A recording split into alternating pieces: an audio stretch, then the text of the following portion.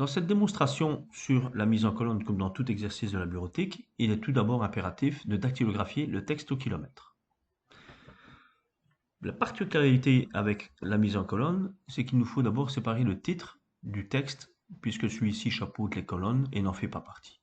Pour cela, nous allons positionner le curseur de la souris juste avant la fête du travail, faire un retour arrière. Une fois que cela a été fait, on va dans l'onglet mise en page, dans les sauts de page, et nous allons faire un saut de section continu, étant donné que celui-ci insère un saut de section et démarre la nouvelle section sur la même page. Vous voyez, tout reste sur la même page, mais le titre est complètement séparé. La mise en colonne ne se présente uniquement qu'en disposition américaine. Donc pour ça, on va pouvoir sélectionner l'ensemble du texte. On va lui apporter les 12 points avant, 12 points après et justifier le texte. Voilà. L'ensemble du texte sera de police à body d'après les consignes. Voilà, ça c'est fait.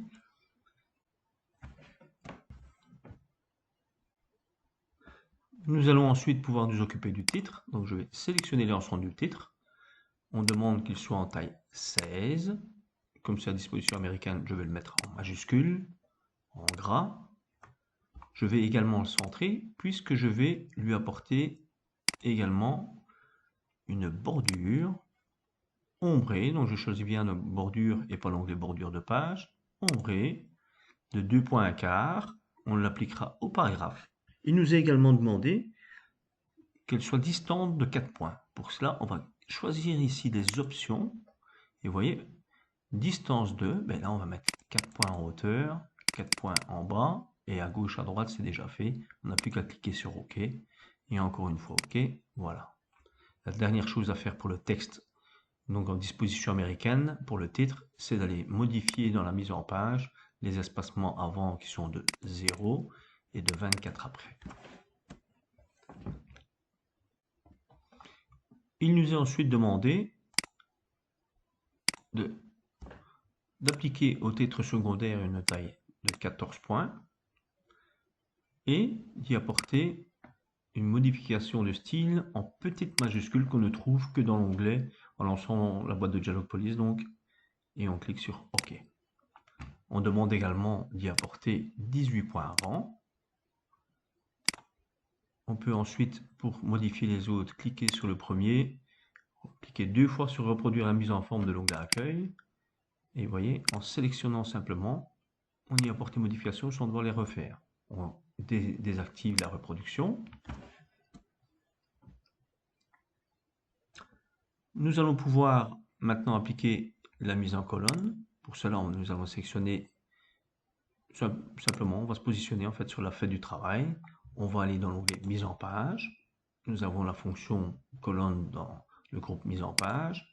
On nous demande de choisir 2 colonnes, mais on nous demande également d'appliquer une ligne séparatrice. Donc il faut simplement cocher ici la petite case à cocher et de lui faire un espacement de 1 cm. Au lieu de mettre 1,25 par défaut, on va mettre 1 cm. On va l'appliquer à cette section. On clique sur OK. Voilà le résultat pour l'instant.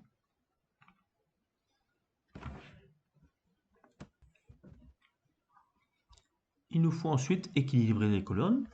Pour cela, je vais dézoomer un peu. Je vais venir ici, vous voyez le paragraphe qui est coupé sur les produits. Je vais bien vérifier. Il me semblait bien que c'était en taille 11. Donc je vais sélectionner le texte, le mettre en taille 12. 12. Et ici encore en taille 12. Voilà. Je vais ensuite renvoyer la partie ici du produit par un saut de colonne, tout simplement. Donc, saut de page, je vais choisir un saut de colonne. Vous voyez, il est passé de l'autre côté. Et afin d'équilibrer un peu les 2 colonnes, je fais simplement un petit enter, vous voyez, comme ça ils sont bien équilibrés. Enfin, je vais également aligner à droite la source, comme dans tout texte, disposition américaine. Et on a également une consigne de centrer les titres secondaires. Donc je vais centrer tout simplement les titres secondaire. Voilà qui est fait. Et enfin, il ne reste plus que la dernière consigne. Donc on va sélectionner l'ensemble du texte et on nous demande donc d'utiliser la coupure de mots.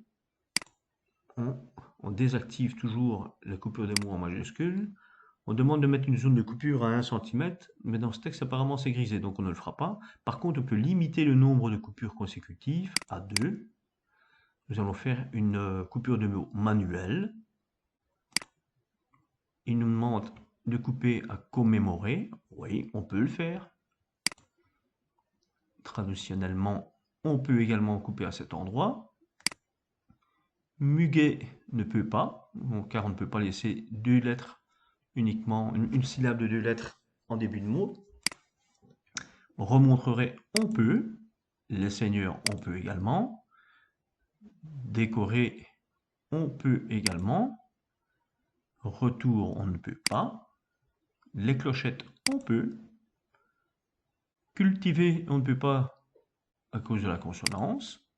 Les enfants, on ne peut pas puisque c'est encore une syllabe de 2 lettres. Fleurisser, on peut. Remettre, on ne peut pas non plus. Et on a enfin terminé, on clique sur oui.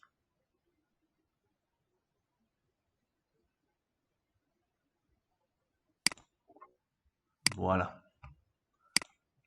Il reste à vérifier que tout soit bien correct. Les 400 000 travailleurs sont bien passés en dessous. Voilà. Il nous reste aussi ici, je vois, vous voyez, 15e siècle.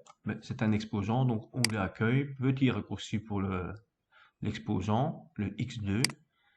Voilà. Le document est terminé. Il ne reste plus qu'à l'enregistrer.